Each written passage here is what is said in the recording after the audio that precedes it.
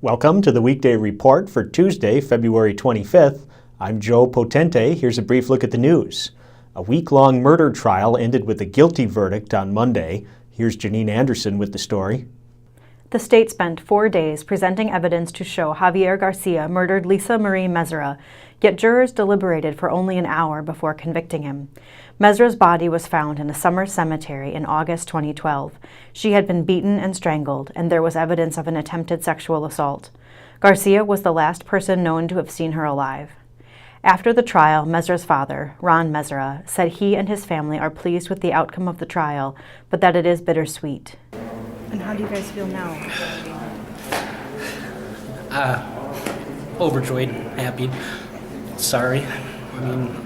I'm sorry for Garcia's family. I really am. I don't know what they're going to have to go through, but my heart goes out for his family because not only was Lisa taken, but no, Javier will be also. But we're just happy that justice was done. Garcia was convicted of homicide, attempted sexual assault, battery, false imprisonment, and theft. The homicide conviction carries a mandatory life sentence. He will be sentenced in April. For the Kenosha News, this is Janine Anderson. American Transmission Company has released a map showing 2 possible routes for a new transmission line that will stretch from Salem to Lake Geneva. The options run through portions of most Kenosha County communities west of Highway 45. They've been narrowed significantly since public hearings were held last spring. American Transmission is required to select 2 alternatives to present to the Wisconsin Public Service Commission. One of the coldest and snowiest winters in recent memory has left its mark in the form of potholes throughout the city. The potholes have irritated local drivers and created extra business for auto repair shops, which have seen an increase in front-end alignments along with struts and wheel bearing replacements. Mechanics advise motorists to monitor their tire pressure, which can drop rapidly in cold weather. The Kenosha Unified School Board will decide today whether to formally censure member Kyle Flood. The 19-year-old Flood was cited for possession of drug paraphernalia in November and faces vandalism charges following a New Year's Eve party, according to UW Parkside Police. The possible censure is on the board agenda for tonight's 7 o'clock meeting at the Educational Support Center. A local children's theater production of a Disney favorite opens Thursday. Jesse Tuttle has the story. Children's Theater Academy is bringing a story of independence, courage, love, and honor to the stage in Disney's Mulan, opening Thursday at Armitage Academy. The musical is set in ancient China and celebrates the culture through elaborate costumes, intricate masks, an eye-catching set, and authentic choreography. The story revolves around Mulan, who disguises herself as a man to spare her father from serving in the army. She is faced with many challenges and meets a variety of hilarious characters during her journey to save the emperor, defend her country, and bring honor to her family. The cast features 94 children from 1st graders to 10th graders.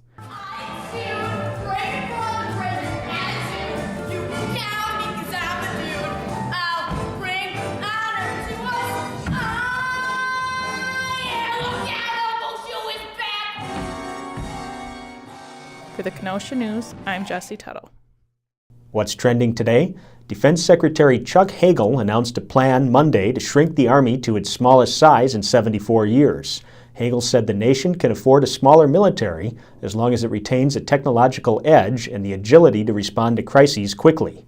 What do you think? Tell us on our Facebook page. Up next is Diane Giles with this week's History Mystery. The Kenosha Little Theater Incorporated was one of the oldest amateur theater groups in Wisconsin. The troupe's first play was their 1939 production of Ah, Wilderness. Productions were performed on the Lincoln Junior High School stage. Membership peaked in the mid-1940s when there were 147 members in the group. While many of the members had a hankering to be in the spotlight or to direct a play, the rule was everyone had to rotate work on the production crew in some capacity. The Kenosha Little Theater became the Civic Theater of Kenosha in the fall of 1967, but it was lights out for the troupe, which disbanded before the curtain lifted on the 1968 season. I'm Diane Giles for the Kenosha News. Thanks, Diane. Now here's a look at what we're working on today. Deneen Smith will have coverage of the possible Kyle Flood censure and other action at tonight's busy Unified School Board meeting, and Heather Pointer has a food page spread on delicious Mardi Gras treats. Pick up a copy of the Kenosha News and check kenoshanews.com for all the details on these stories and more. I'm Joe Potente with the Weekday Report.